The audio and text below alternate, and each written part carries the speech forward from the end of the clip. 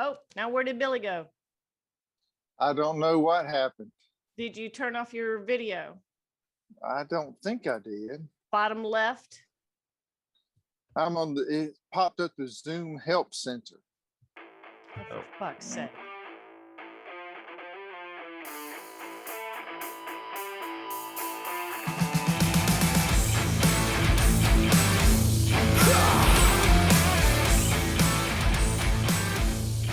Hello, Dave. How are you? Hey, Mel, how you doing?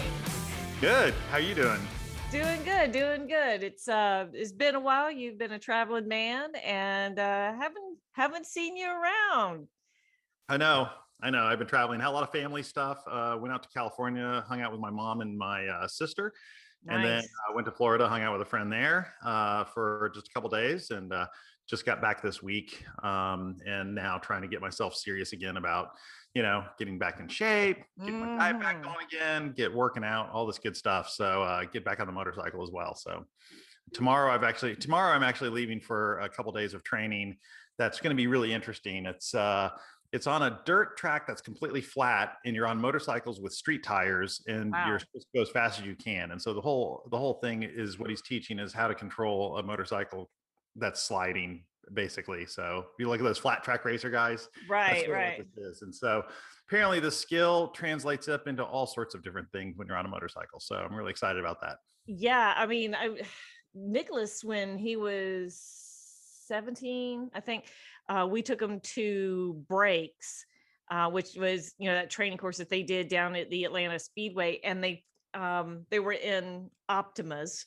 Oh, wow. And they put those little plastic covers on the tires, and it simulated basically if you were on ice or a puddle, and they would get them to go and then kick it into a spin and see how well that they could recover. And it was to teach them that, when you hit that, you're screwed. So don't drive like that when you're in those conditions.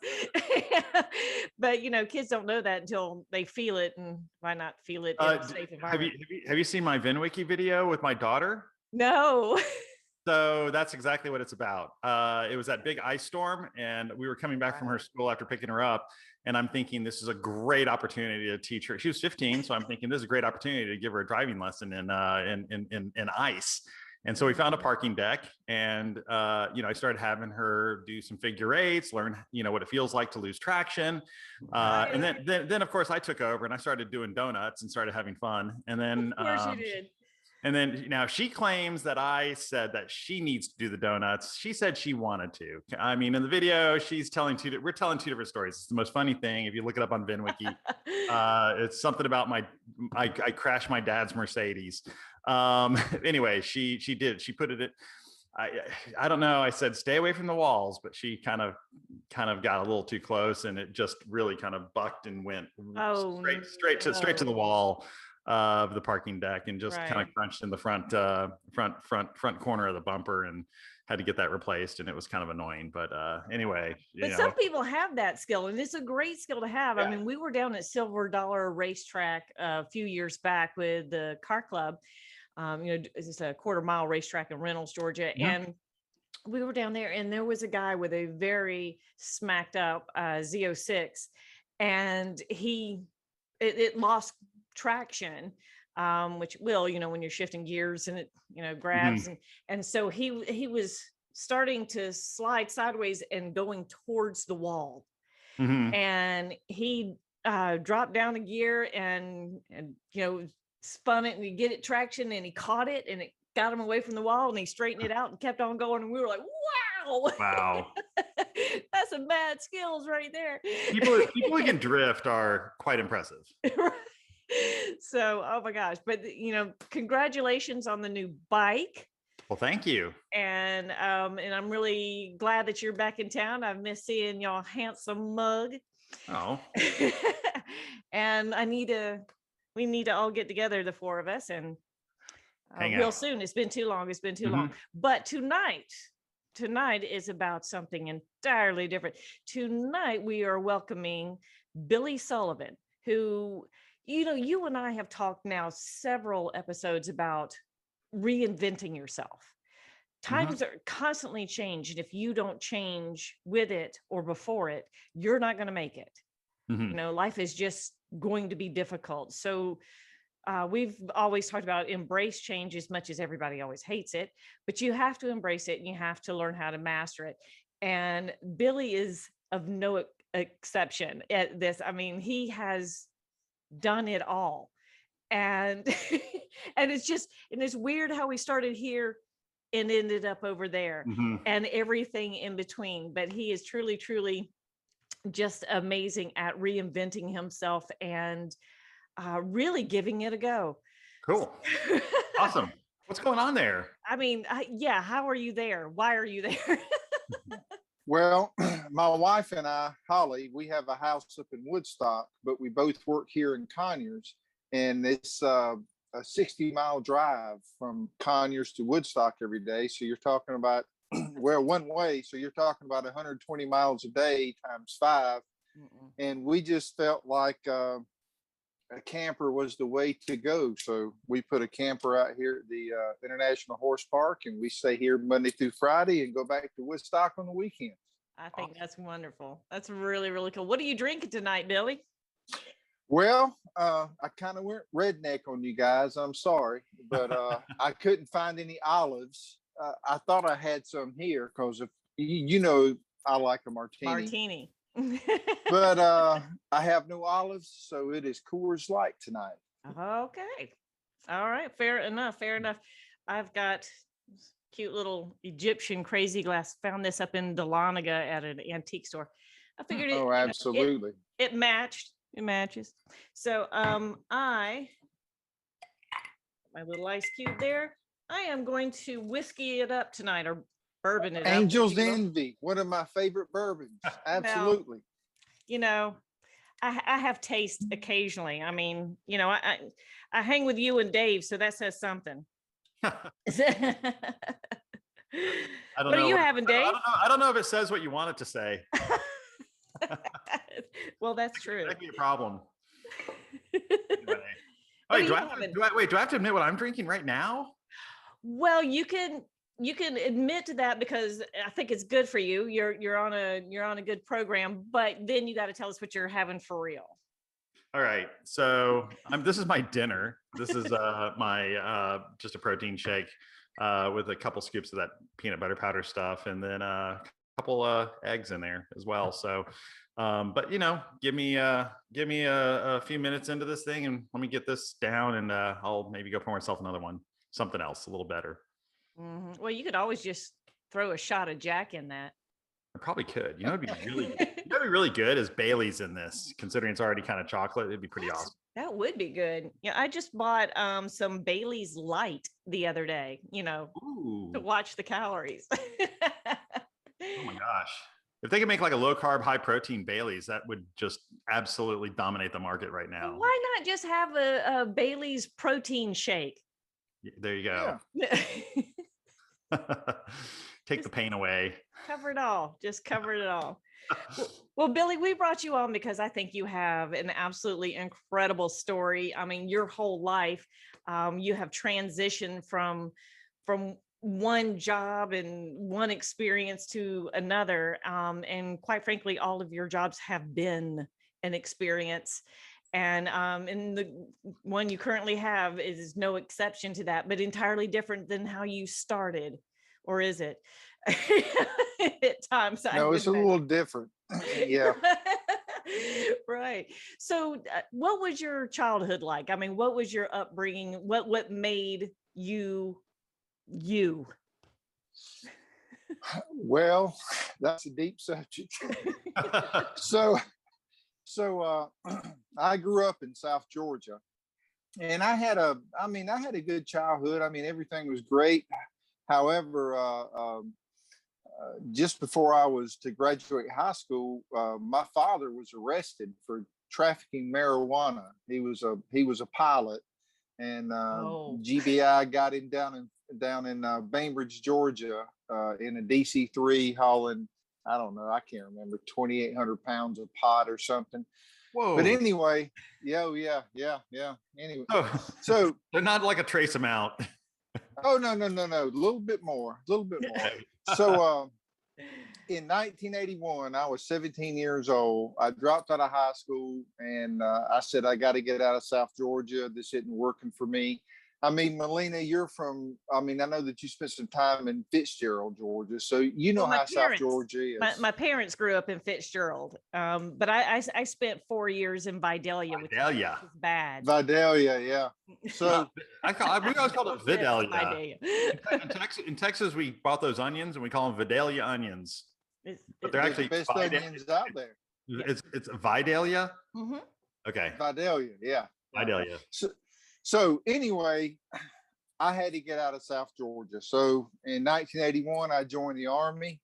I left Camilla, Georgia, with a $20 bill in my pocket, 2 changes of clothes, and a nylon bag en route to Fort Bliss, Texas, for basic training.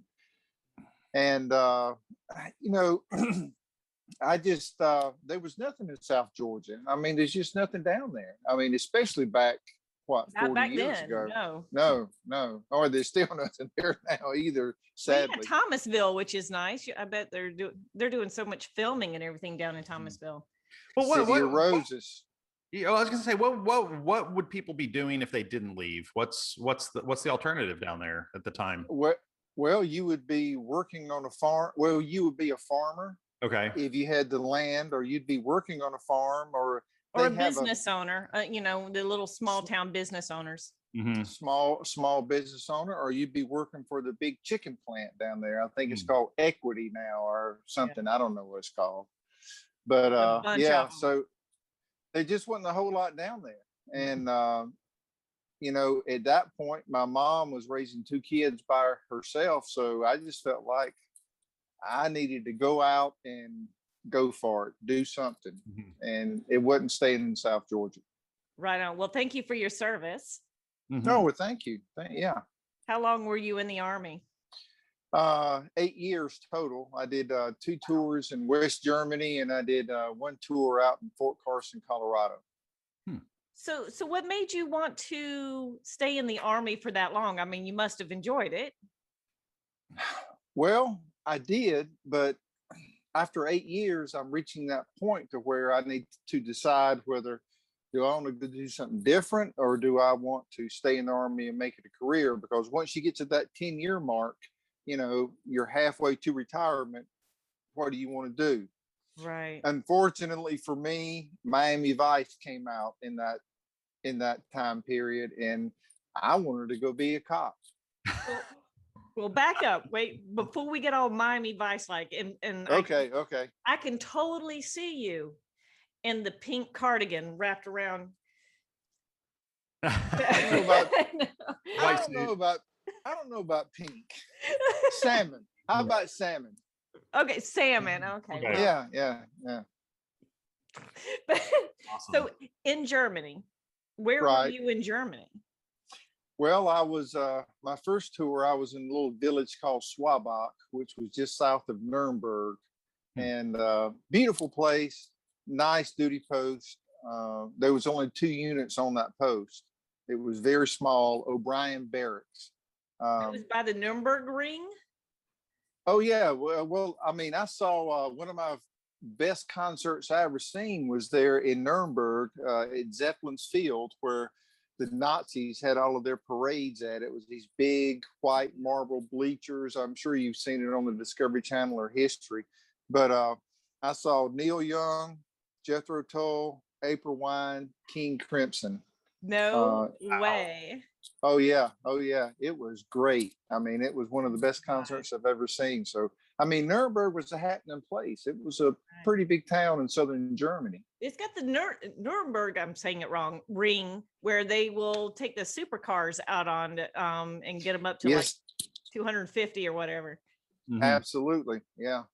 And I mean, it's an old city. I mean, very, very nice. You go down on the square in the close to Christmas time, and they have this Glühwein. It's this really warm wine that they serve with these Nuremberg bratwursts, these little roadside stands. I mean, it was great. I mean, I had a blast there. I really did. Like perfection. Yeah. It was nice.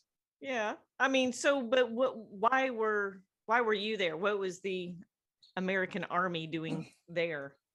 Well, we had, I mean, back in the early 80s, I'm sorry. I mean, we had over 500,000 troops there. And it was to prevent they were scared the Soviets were going to, come through the Fulda Gap and take over Western Europe. But yeah, but I worked in an air defense unit there when I first got there. I was a Stinger crewman. It's a shoulder fired infrared anti-aircraft missile. Wow. And did you use it? No, ma'am. I never did in combat. We did go to Creek Grease and used to shoot them off, and that was a pretty good time. Man. Oh my Lord. Did you get in trouble for that or was that okay? Oh no, I didn't get in trouble for that. I got in trouble for a lot of stuff, but it wasn't no. I made sergeant in 2 years. I mean, I was a 19-year-old non-commissioned officer. I mean, I went through the ranks pretty quick. And in order to be an officer, you had to go through college. Is that what that is? I'm kind of ignorant in this. Right. Well, you have enlisted ranks, 1 through 4, and then you have non-commissioned officers, which are E5 through E9, and then you have warrant officers, and then you have commissioned officers. Your warrant officers and commissioned officers, they had to have college.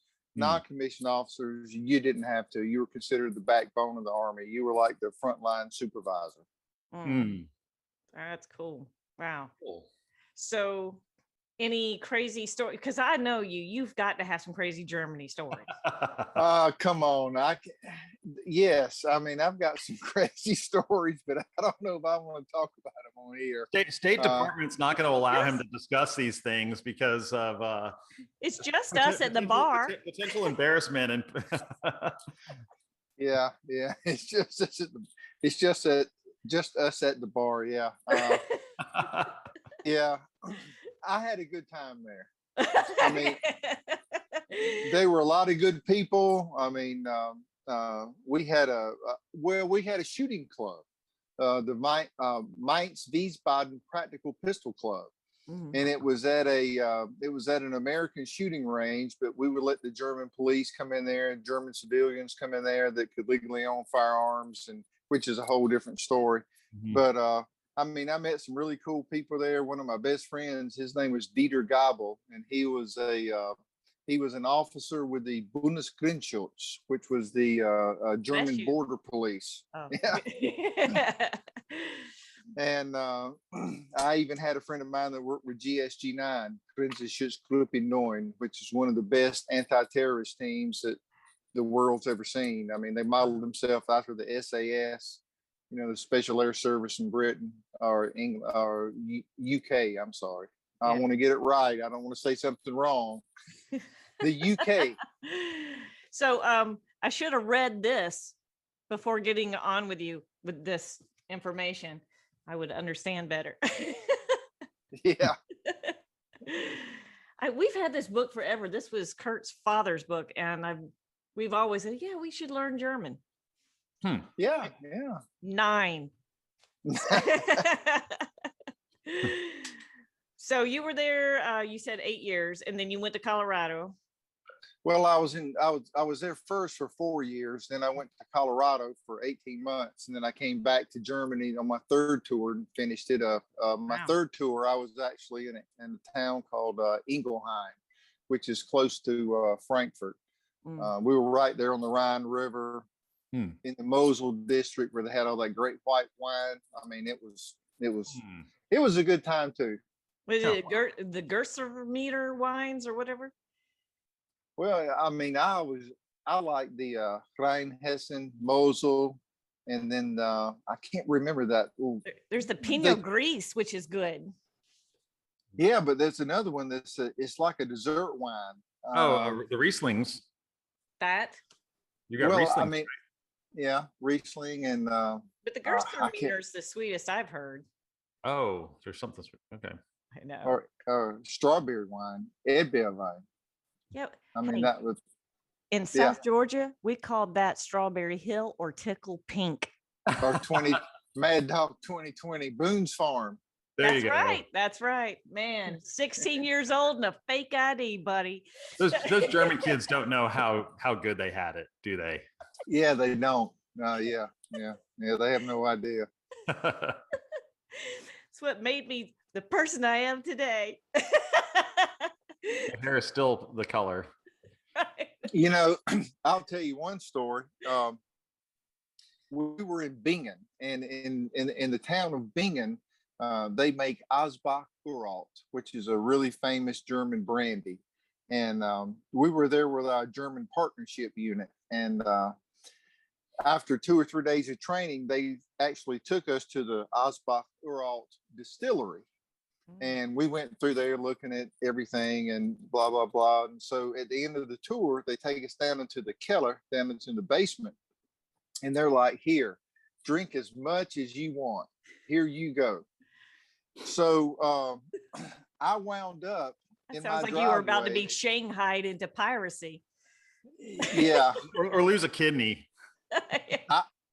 I wind up several hours later in my driveway, and I'm wearing a complete German Bundeswehr uniform. I remember swapping rank with the guy, and then we said, hey, let's swap hats. And then we swapped hats. And then the next thing I knew, I'm in a complete German uniform. And I don't really remember getting back that well, but I got back. Underwear? Please tell me you didn't swap underwear. I don't think so. Okay. Like I said, it was a long time ago. But yeah, but I mean, that's something I could have been court-martialed for. Oh, yeah. Yeah. And it was a German captain, and I was a sergeant. So fair enough. Well, mutually assured destruction in both cases. there you go. Right. Yeah. The best thing I ever saw was it showed this grunt, that's 11 Bravo, this infantryman in the army, and he's sitting there in the rain, and it's raining on him. He's holding his rifle, and he goes, man, this sucks. And then it shows this ranger, okay, and he's going through a swamp, and he's up to here in water, and it's raining, of course, and he goes, oh, I like the way this sucks. And then it shows this special forces guy, he's eating a snake, and he goes, oh, I wish this sucked more. And then it shows this Air Force guy sitting in the barracks. You see the window and the big screen TV, and it's raining outside. He said, cable's out. Damn, this sucks. Oh my God. Oh man. those poor Air Force guys, they get the brunt of it, don't they?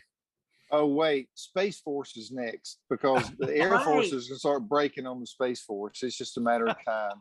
You know, and I haven't seen any recruiting for that or anything. And you would think that would be hopping right now. Yeah, with technology, it would be the place. Of course, they probably keep it so secret, you and I will ever know. So I told Nick, if things don't pan out, that's what he needs to do, is go join Space Force. yeah, he would be great at that. I think so too. Yeah. So on with your, so you did your 3 tours, and then you're like, this is not the career for me. So when I got out of the Army, I decided that I wanted to be a civilian police officer. I thought that would just be the thing for me. And I got out, and I got into civilian law enforcement, and I worked in patrol. I worked K9. I was a K9 handler for a little while. I worked narcotics. I worked criminal investigations, and I really enjoyed it. But especially back then, my first law enforcement job, I made $8.26 an hour in 1988. Because that's what they paid. Back then, that's not that bad back then, right? Was that Atlanta? No, that was in Dougherty County, Georgia, down in Albany. Yeah. I'm sorry, Albany. No, Albany. Well, we say Albany down there. So well, they say Albany. I have relatives there. It's Albany. Yeah, exactly. And I really enjoyed it for the first 10 years or so. I mean, it was exciting. I mean, I was working. I drove up. I remember Thanksgiving morning, I think it was 89. I drove up on an armed robbery in progress there at US 19 and Antioch Road, a little, I think it was a Circle K. But I mean, I had some really good cases, some really good arrests, working narcotics. I mean, we did a 600-pound controlled delivery from McAllen, Texas to Albany, Georgia. But cops don't make any money. Now, I mean, nowadays, I know they're making a little bit better, but they still don't make enough. No, I mean, not for the enough. job that they do, I mean, they just don't, you know, and then you put the politics involved, because once you start making rank, politics comes into play. I don't care who you are. I don't care which agency is out there. Military as comes in. well. Yeah, yeah. But I don't think it's as bad in the military. But in today's climate, it's terrible. I mean, they're getting it from all sides. It's pretty rough. And I mean, I'm friends with some of the guys in San Bernardino. And I mean, they all just retired. They just up and, you know, cashed out and bought their places out in the wilderness, and are just, I'm watching their pictures of them water skiing and riding dirt bikes. They're having a good time, you know? Absolutely. Yeah.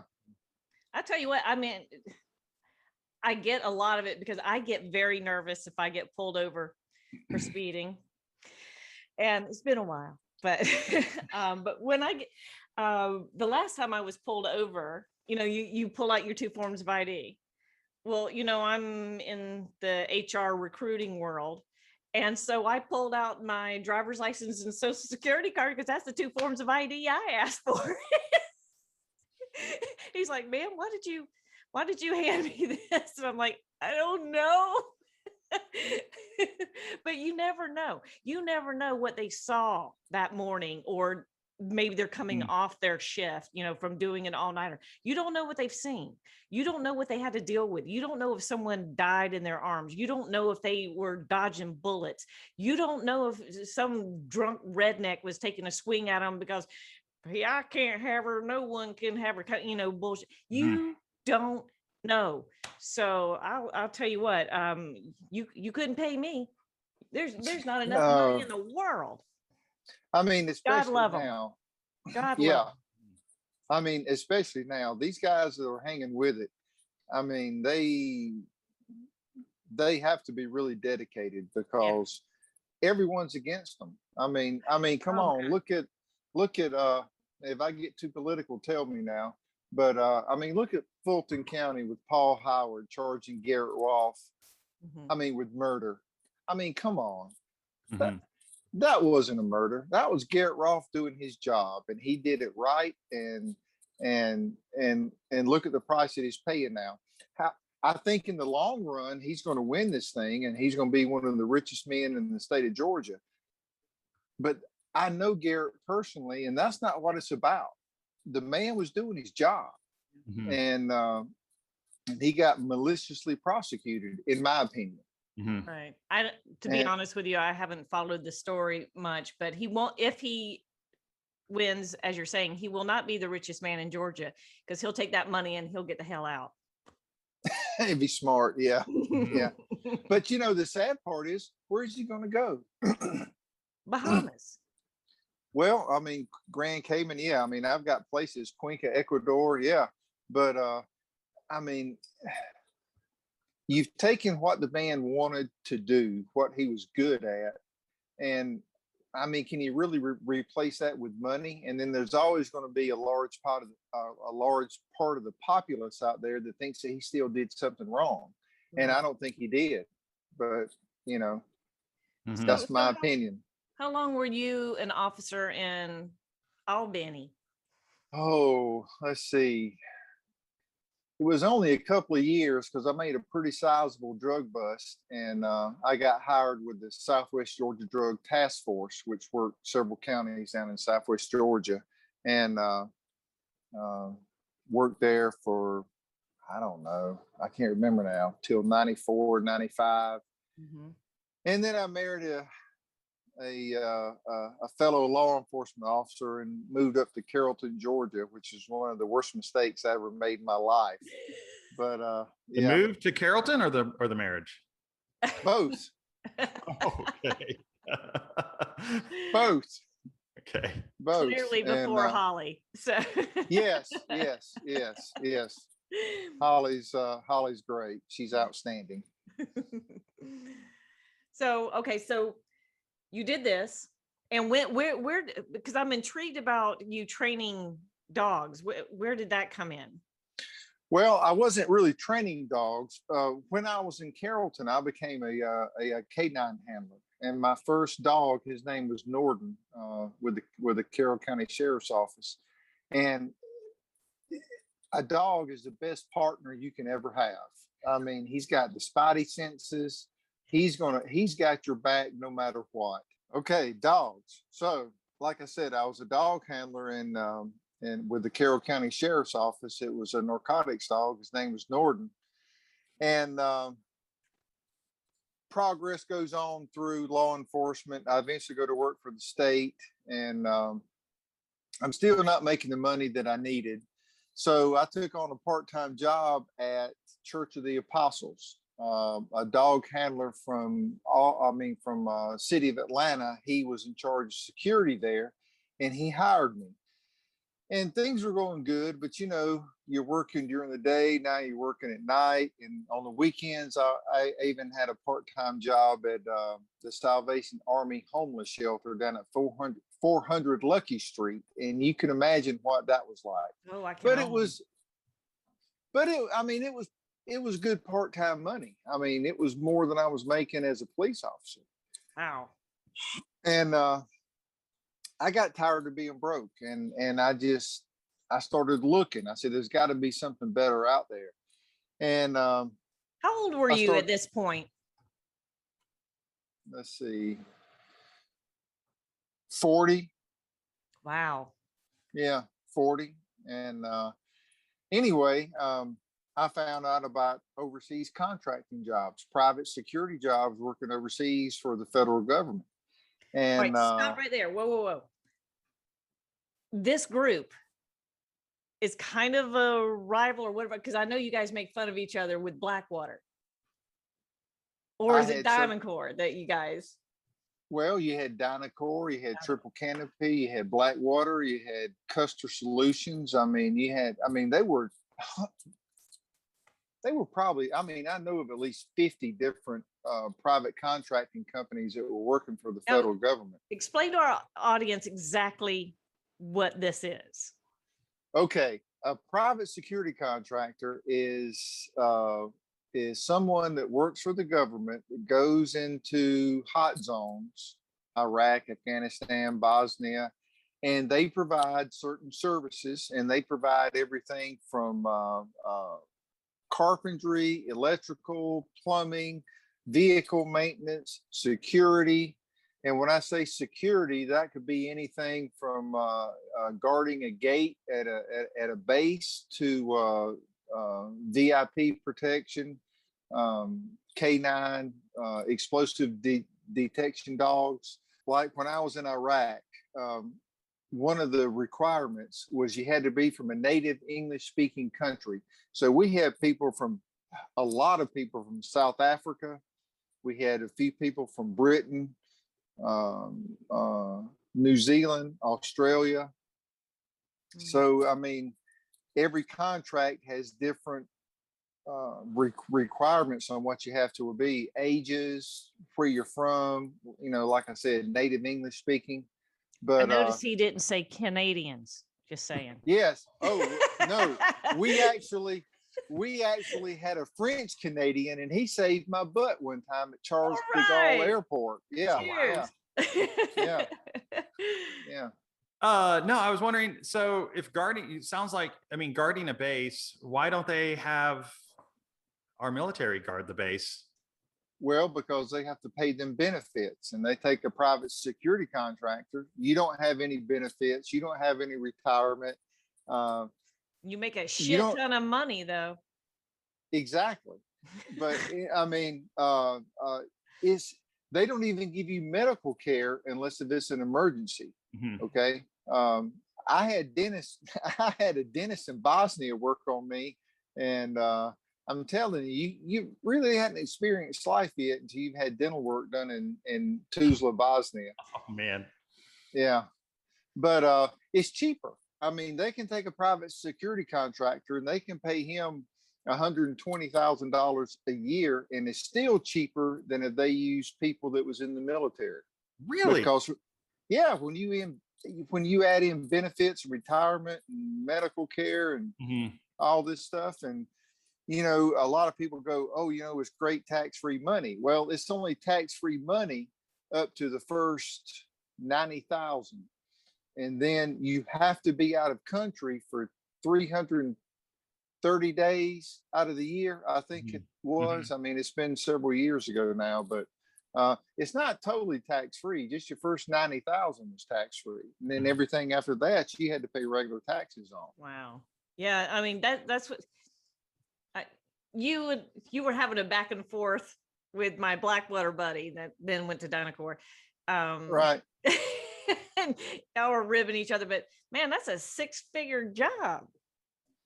Yeah, I mean, and like I said, I mean, from 1981 when I joined the Army, making $501 a month, up until 2000, what was it, 3 or 4? I mean, cops live paycheck to paycheck, even with your part-time jobs. I was working, like I said, at Church of the Apostles. I was working at the Salvation Army Homeless Shelter, and I was working a full-time job with the state. And that's just enough to get by. And I don't want to get by. I want to, make some decent money. Right on, right on. So yeah, all you have to do is just forego any benefits and get tooth work done in Bosnia. Yeah. Yeah. Yeah. I remember I was sitting there in the dentist chair and I had a Beretta 9mm laying in my lap when this lady's working on my teeth. Oh no. Was that for you or for her? Both. And just in case it got too bad, just end Both. it all. Is that a gun in your lap? Or are you happy to see me? No, Yeah. now did with the I mean, but with the contracting though overseas, there is an elevated risk. I assume that is why there's a little bit of a premium on the pay in that type of role, right? Absolutely. Yeah. I lost a good friend of mine, Carl Seville. He was a Brit, and he was a cool guy. And one day he's there, next day he's not. I mean, it happens. Oof. And I mean, one of the saddest things is, I mean, he died on Mother's Day. Oh. But yeah, he left a wife and a small child.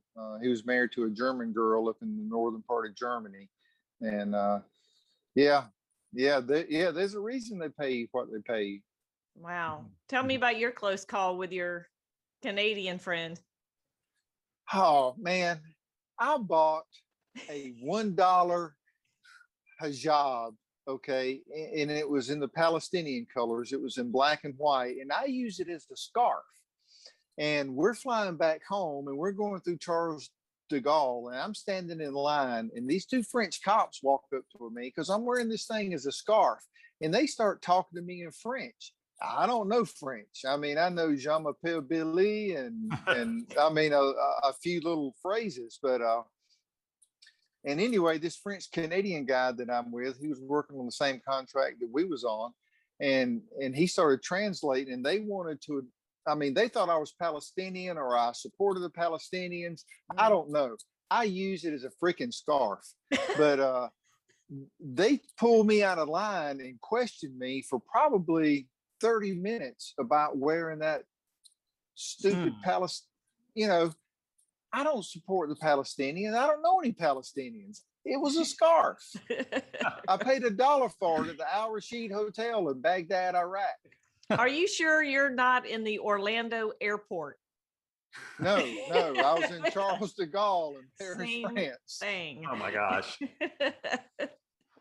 So what did he do?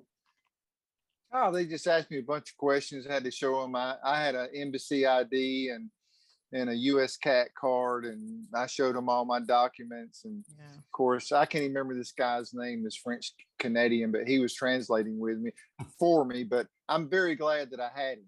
I mean, because I don't do well with French. Like I said, I can tell you what my name is. I bet the officers in Charles de Gaulle had gone through an entire training of how to profile, and they were probably like, Oh, there's a particular scarf that you need to look for, and if someone's wearing that, that's no, what it was. Exactly what happened. I'm telling you, that's what it was. And I still have it to this day, and I wear it on set sometimes. It's great. I mean, it's a big, long, it makes a great scarf. Awesome. Fair enough. Fair enough. So I'm sorry that you lost a friend over there. Did you have any close calls yourself? I won't say close calls. We had I had a mortar round come in one time. My trailer, we were there at the Republican presidential compound, and my trailer was right back by the back gate.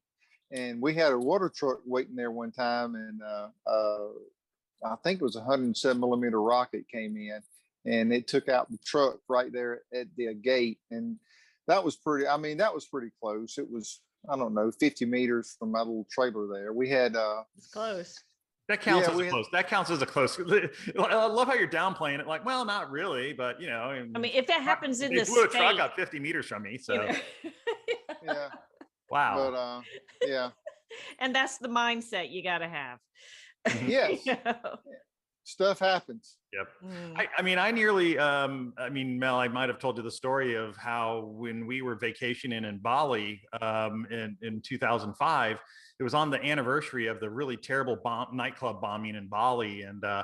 And anyway, we ended up, it turns out that there was another bombing that night in two different places. And one of the restaurants was where we had been the night before, and the other one was about probably 300 yards from the restaurant where we were eating. We didn't hear anything.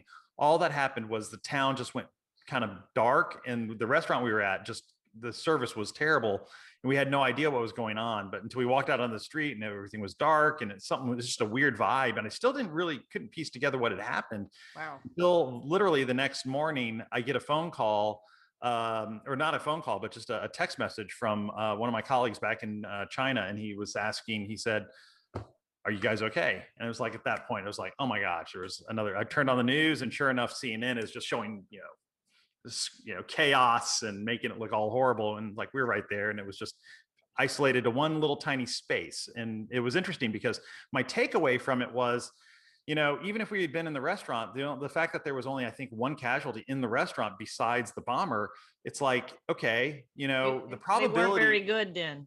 They weren't very good, no. But the probability is such a low thing that it almost falls under the freak accident type of thing you have, like that you're driving down the highway, that you're almost at more risk just driving to work each day than to have someone come in. Tell me about it. Right. Well, you're special.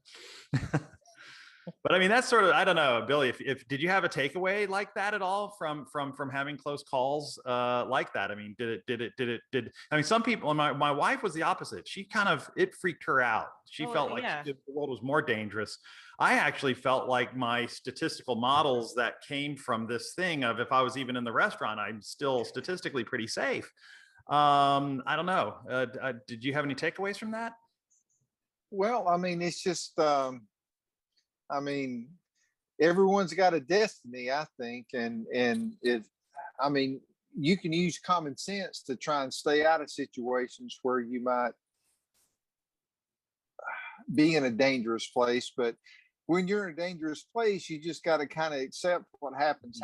I mean, you do the best you can do to make good decisions, and what happens. But my thing is, I was there to make money. Mm-hmm. I mean, Mel knows me. I'm a very patriotic guy, but my main reason for going there was to make money. Mm-hmm. And that's what was on my mind, and I had to do what I had to do to to make it. And it's a big risk to do it. But again, I mean, it is still serving the country. So, no matter what your reasons for it are, again, it's still appreciated. Mhm. Well, thank you. My daughter was 2 months old when I left for Bosnia, and I didn't see her again till she was over a year. Oh my gosh. Yeah. Wow. That's hard. Yeah. Does Yeah. she remember you? I'm just kidding. She remembers me. She remembers me now because I make her car payment.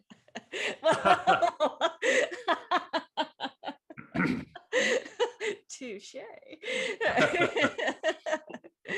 So how long did you do private detail? I did it from 2004 to 2007, and I worked in Bosnia, Iraq, and Afghanistan. Wow. Which was your favorite? Bosnia. Why? Well, because the Said that with a soldiers, smile. I had to ask.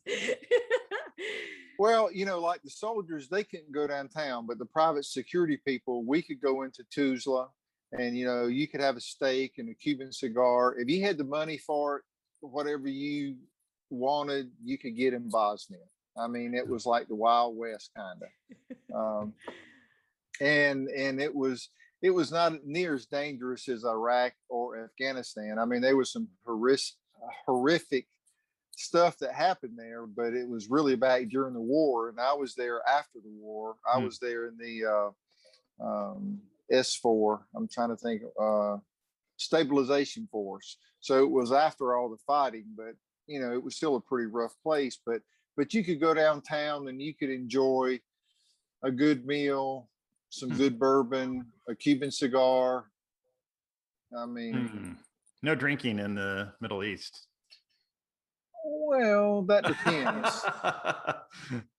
That really depends. Yes, you could drink in the Middle East. Yes, I was in Amman, Jordan one time during Ramadan, and the bartender was serving me beer in a Nestle's coffee cup. Nothing to see here. some of the best stone fired pizza I ever had in my life was in Amman, Jordan. Mm-hmm. Oh my gosh. Yeah. Oh yeah. That's crazy. I just took it outside and let it cook on the sand. Yeah, you probably could. So why did you decide to leave then if it was going so well? Just time away from the family. Holly and I had been married for, I don't know, 4 or 5, 6 years. And half of that I had spent overseas, and I had, we had Delaney and we had Gable, and I wanted to come back home, and I come back home, and I go in this gun store one day, and I meet this guy named Zettlemoyer, and him and I talked for a little while, and he said, "Do you want a job working here?" And I said, "Sure." And so I went to work for Nick's Guns and Range.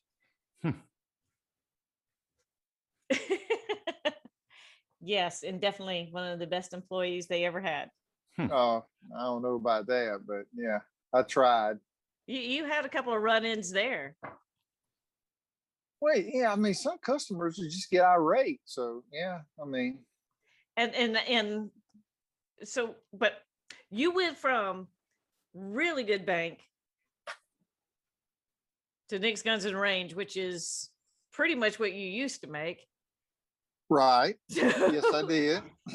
But I had a little money stuck back. So this was just for fun, more or less. Well, just to try and figure out what I was going to do next. And while I was working there, I thought, well, we have all these guys coming in, ladies, guys, and they're going, "Hey, this is my first gun. I've never shot a gun, blah, blah, blah." And, we had a range there. So I started thinking, I said, well, we need to have somebody that can train these people how to shoot guns. So I became a NRA firearms instructor. And of course, Kurt let me do the classes in the back. And on Saturdays and Sundays, I would do firearms training classes for new shooters. And that's a lot of patience. it's a lot of patience, and it's scary. This is about as Yeah, scary as being you in gotta combat, to be honest watch. with you. Yeah. Whew. But so I started training those guys, and then we had security guards and private detectives coming in there trying to qualify, and they needed a qualified instructor. So I looked at it and I said, well, shoot, I can go get my classroom and firearms instructor license through the Secretary of State's office for private security, for private detectives and security. And I went and got that. And then I started training those guys in there. And then it really became pretty productive. I mean, I was making pretty good money, you know. That's cool. Working, That's cool. Working at Nick's, doing the firearms instruction for the private citizens, and then for the security people. I mean, it kind of worked out. Now, Dave doesn't go to the range often, but damn, I mean, he is on. I call him Dead-Eye Dave. Oh, really? He's good. He's very good. He's better than I am, and I'm pretty good. Wow. I don't know why. He- It's funny. I actually have a picture of me that and maybe we'll be able to post this in the video, is me holding a little BB gun and a big old turkey in this hand. And I was a little kid. I was probably maybe 4 years old at the time. And it was the YMCA turkey shoot they do at Thanksgiving. And anyway, I went in and nailed the kind of kept a very tight little cluster right in the middle. And it's just, I don't know, ever since I was just even a little tiny kid, I don't know, maybe I'm a little bit on the spectrum or something. So There's no maybe about that, huh? There's a lot about that. So no, I mean, I kind of, whenever I do it, I kind of go into that little zone that you go into where it's just, I do my thing and it just sort of works out for me. And it's where I get hung up though is when I do the competition nights, the IDPA competitions where shoot and move. So for example, the last time I did one of those, I scored terribly. For example, they wanted me to count out, 4 into this one and then 6 into this one, but you had to make sure there was left over in your clip, meaning that you could not just shoot until you were empty. So, I put 8 into the one and then moving, I'm foot faulting. I'm just making all these mistakes when it comes to trying to combine these things. However, when they had us draw and fire on 2 targets, one was on the floor, one was hanging from the ceiling. I beat the second place guy by double, half of what his time was. It was ridiculous. It was literally boom, boom. And the instructor just looks at me. He's like, what? So it was really weird. Freaking Keanu Reeves over here. I did it. I did it those 2 shots went off in 1.1 seconds or something like that. It was pretty crazy. That's pretty good. That's nuts. So you were training all these people, and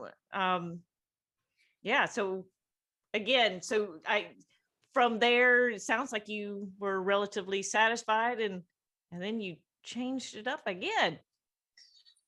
Well, yes, I did. I had a friend of mine who went to work for the insurance commissioner's office, and he was like, hey, come back to law enforcement. I got you a position here and everything's going to be fine. And I went back into law enforcement for a little while. And didn't you learn the first 2 times? No, well, honestly, I was helping out a friend. Mm-hmm. That's what I was doing. He asked me to come back and I did. And this was in 2012. And it didn't work out. It just wasn't what I wanted to do. And I didn't know what I wanted really, but I didn't want to be back in law enforcement. Yeah.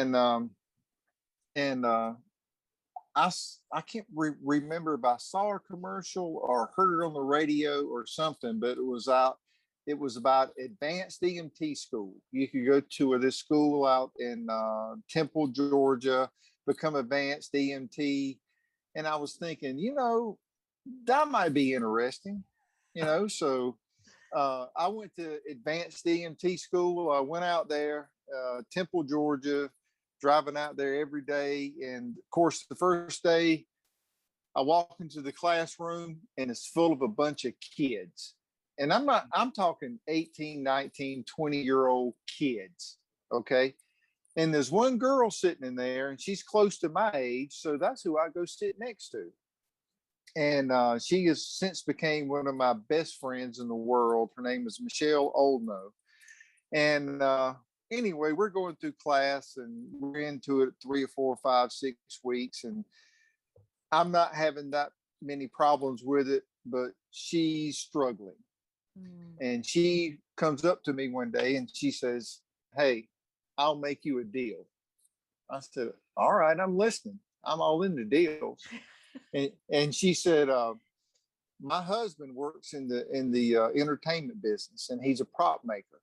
And on every set, every location, every construction mill, they have to have a medic, EMT, paramedic, registered nurse. The whole spectrum covers it." And she said, "That's what I'm going to do. That's the reason I'm going through school." And she said, "If you'll tutor me and help me out, when we graduate, I'll get you a job in the movie business." So I said, "Yeah, right." Well, that's what I was thinking anyway, because you know how people are. I mean, come on, they promise you anything. But so Michelle would come to my house on Sundays, or we'd go meet at a coffee shop, and we studied and we studied. And when we graduated, we went to take our national registry. We both passed it. And 2 days later, I was working on Fast and Furious 7. That's Oh, awesome. wow. And I go back to my 6-figure salary.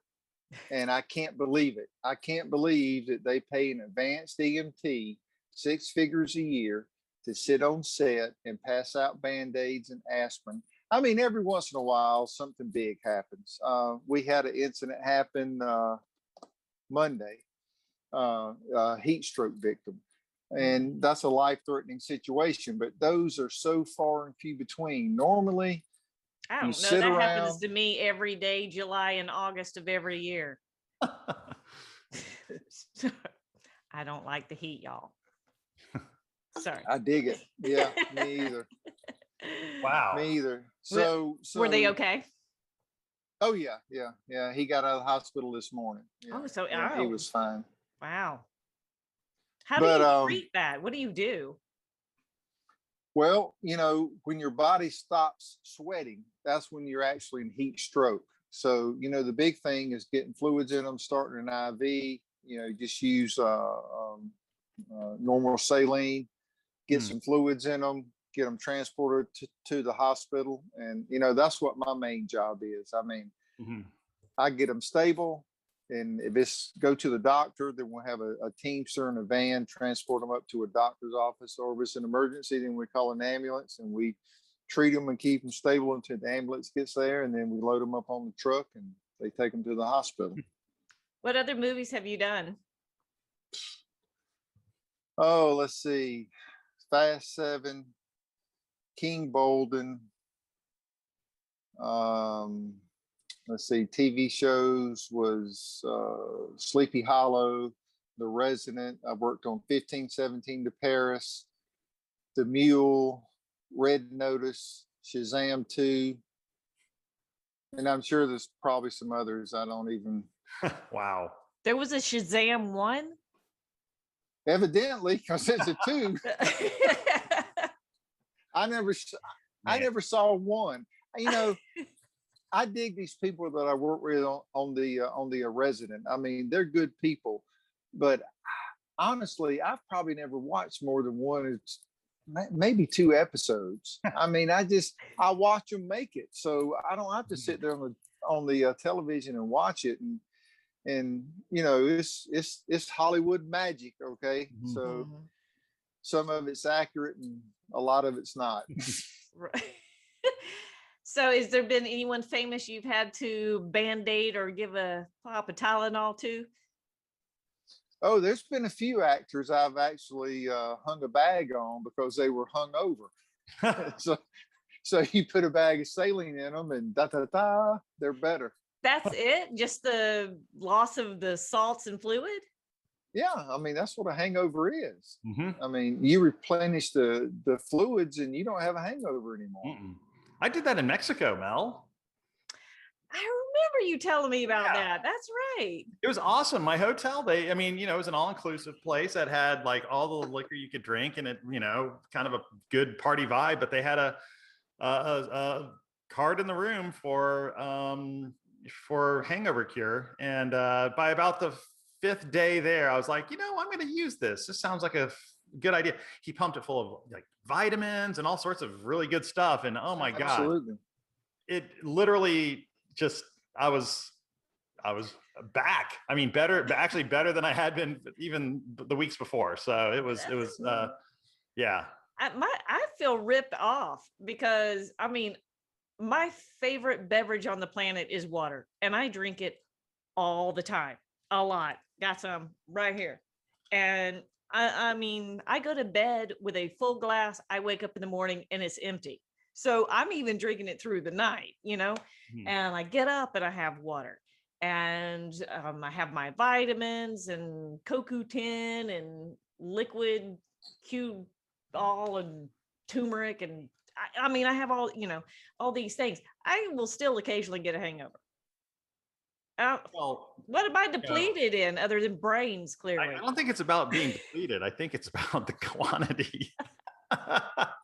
Well, you're not going to get the absorption through drinking it that you're going to get through intravenous. I see. Mm-hmm. I mean, you can drink as much water. I mean, it's going to help, but it's Right. not going to prevent it. Right. Well, there's nothing I can do about that other than drink less, I guess. That's no fun. I mean, you see where we are here. Yes. Sorry. Hey, I could have worse vices, I suppose. Yeah.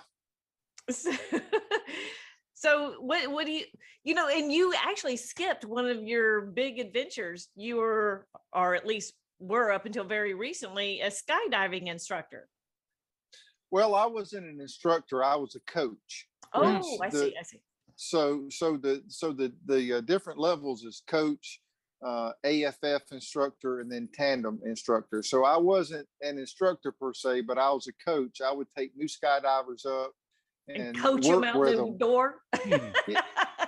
Work with them, but you were always learning something. So, you start off, as a class A licensed skydiver, and then coaches just kind of work you through up into your life when you get your B license, or maybe even into your C license.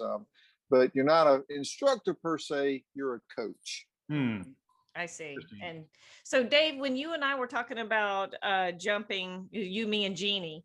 Yeah. Hi, Jeannie. Promise we are going to go jump. It was with him that he was going to hook us up. Oh, good. So for us to go jump. So we need to do it this fall. Okay. I can make that happen. Skydive Spaceland Atlanta is one of the best drop zones in the state. We're going to give it a go. All right. Absolutely. And I'll come out there with you guys. You better. That's awesome. Absolutely.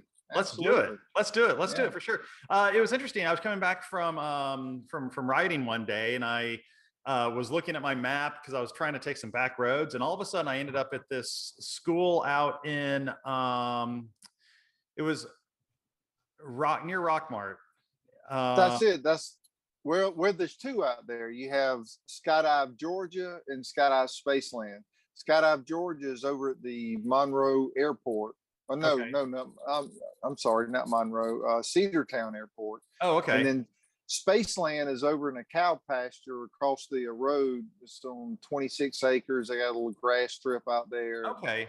Well, it was interesting because we saw people dropping across the road from where we were, and we were at a place that had a pretty big building and a facility, and they were, bringing tandem people in, and I cannot remember the name of the it might have been Skydive Atlanta. I need to look, but it was what was really interesting about it, and maybe you can explain this to me, but there was like a hippie bus parked there. There was it seemed very much like a bunch of strange like what I pictured to be like kids with maybe trust funds who just checked out completely, and all they do is skydive, and they look like drug addicts, and I'm not. It was really weird, and it's like, I hope those aren't our instructors, and I don't think they were.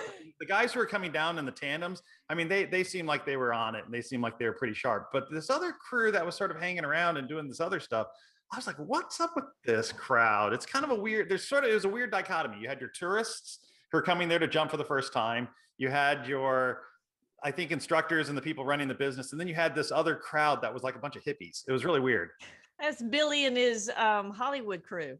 Oh, okay. I mean, am I saying anything that's weird, or is that, or am I hitting something there?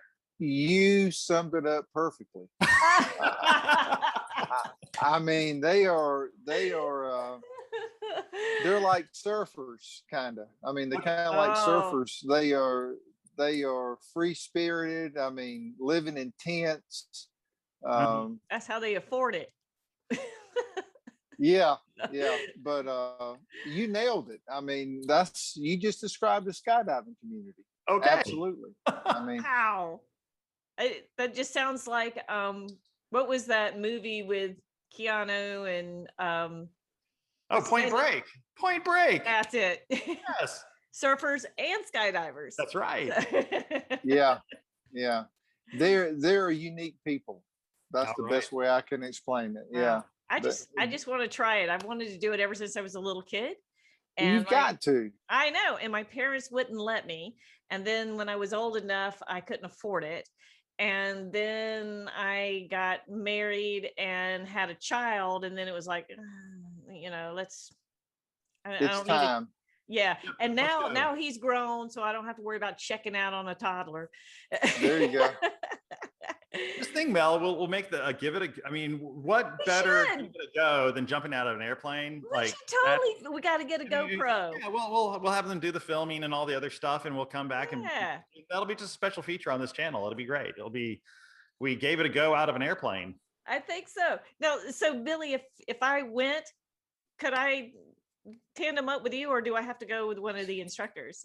No, you'd have to go with a tandem instructor. Mm-hmm. But I would totally jump with you guys. I would definitely be there. I mean, because I think that'd be a great episode if you guys went skydiving. Totally. I mean, think about it. It's going to be done this fall. It's going to be done. It's just too damn hot right now. But yeah, I definitely want you there, not only because I would love to have you there, but two, so you can revive me after my heart attack on the way down. So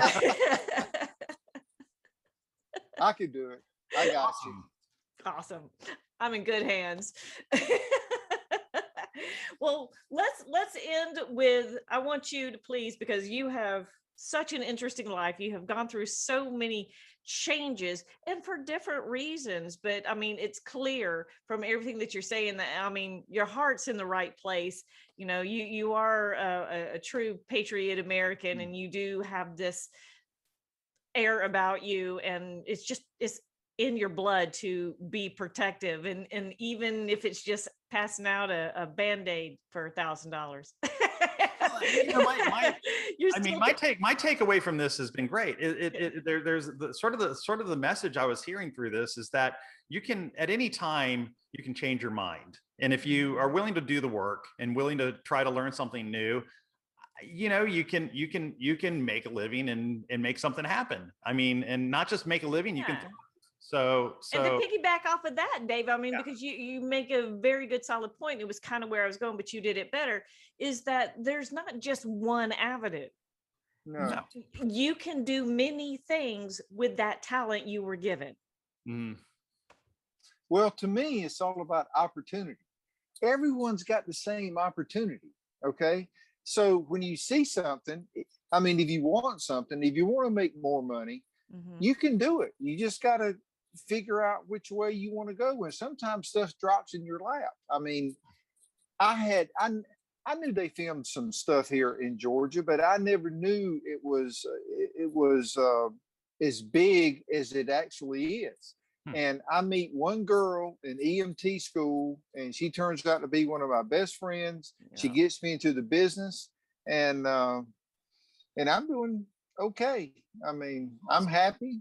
I mean, I'm thinking about yeah. changing careers right now. I mean, I'm going to come get a trailer next to yours.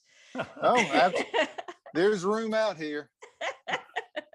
Well, boys, get your drink together. It's time for a toast and to say goodnight. Oh, wait. Yep, you got to get. He's got to go get his. He's not even prepared. I know. I mean, see, that's another big lesson. When there's opportunity, you need to be prepared as well. Absolutely. What's the old saying? When opportunity and preparedness meet. Here we go. All right, here's something that's kind of crazy. I needed something I could have just. I'm gonna have to put a little bit of water in this. Hold on one second. Hold on. For fuck's sake. Billy, see what I go through. Hey, it's a job. It's All a right. job. Mel, you're not gonna believe what this is. Alka-Seltzer. Absence. Oh, absence. No. I'm just looking across at my bar, and all I'm looking at is what can I can smell it from here, and you're in Alpharetta. Oh, I know.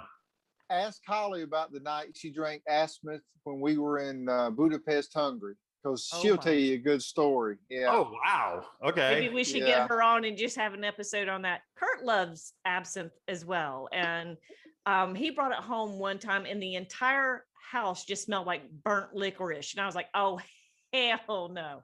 It tastes like goat piss. I mean, I never drank goat piss, but if I did, I think that's what it would taste like.